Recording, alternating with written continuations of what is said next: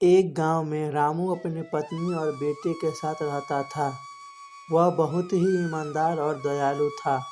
रामू के पास एक गाय थी जिसे वह चराने के लिए जंगल में ले जाता था और जंगल से चराकर उसे वापस अपने घर ले आता था।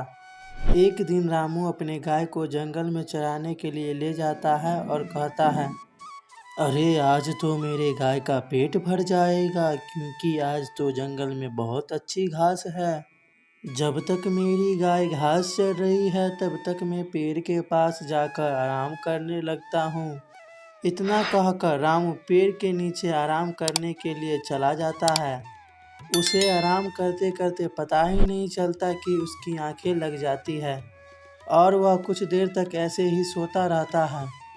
और वह जब सोकर उठता है तो देखता है कि उसे सोते सोते तो बहुत देर हो चुकी है।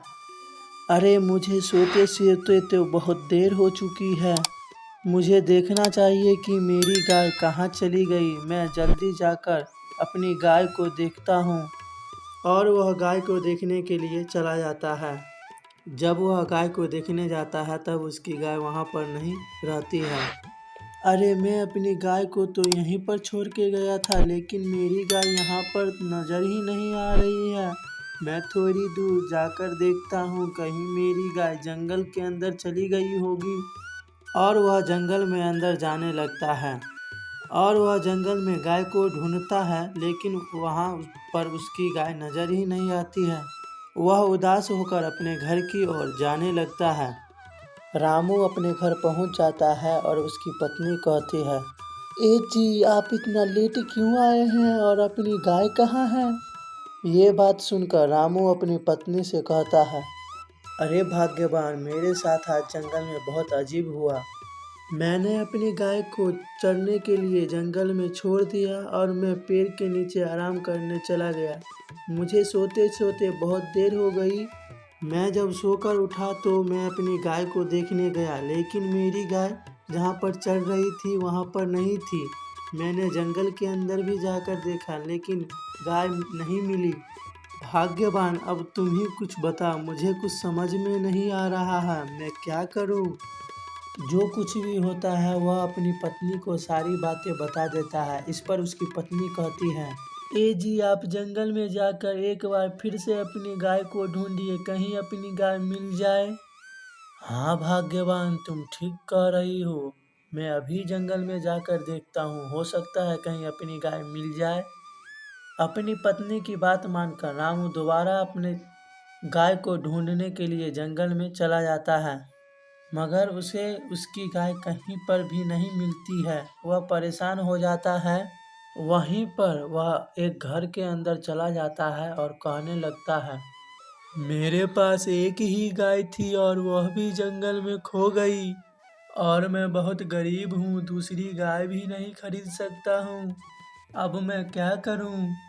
ये सारी बातें रामू बोल रहा था लेकिन उसे पता ही नहीं था वह जिस घर में है वह एक जादुई घर है जो सबकी मदद करता है।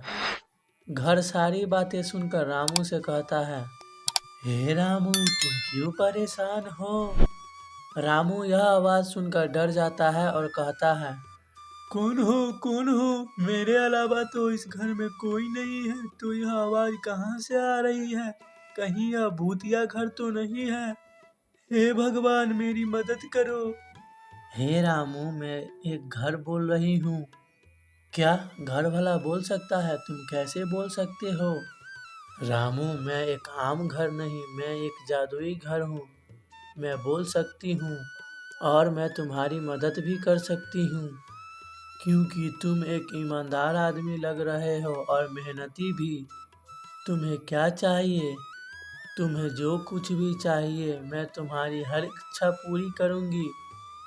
क्या तुम मेरी हर इच्छा पूरी कर सकती हो? हाँ रामू मैं तुम्हारी हर इच्छा पूरी कर सकती हूँ, तुम कुछ मांग कर तो देखो। अगर जादुई घर तुम मेरी हर इच्छा पूरी कर सकती हो तो मेरे पास एक ही गाय था, वो भी जंगल में गुम गया है। तुम मेरी गाय को वापस लौटा सकती हो? क्यों नहीं रामू, मैं तुम्हारी गाय अभी देती हूँ। ये लो तुम्हारी गाय, ये रही। तुम्हें और क्या चाहिए? तुम और कुछ नहीं मांगोगे? हे जादुई घर, मुझे और कुछ नहीं चाहिए, मैं इतने ही में बहुत खुश हूँ।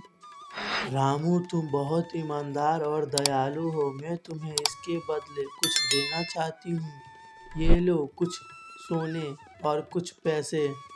हे जादुई घर, तुम्हारा धन्यवाद, तुमने मेरी मदद की, मैं तुम्हारा धन्यवाद कैसे करूं? जादुई घर, तुमने एक लाचार आदमी की मदद की है, तुम सदा सुख रहो। रामू, तुम मेरे बारे में किसी को मत बताना, नहीं तो यहाँ पर लालची आदमी आ सकते हैं। तो हमें इस कहानी से यह सीख मिलती है कि हमें बहुत ईमानदार बनना चाहिए और हमें किसी की निंदा नहीं करनी चाहिए। अगर हमारा कोई भी वस्तु गुम गया है तो हमें अच्छी तरीके से उसे पहले ढूंढ लेना चाहिए, तभी किसी को बताना चाहिए।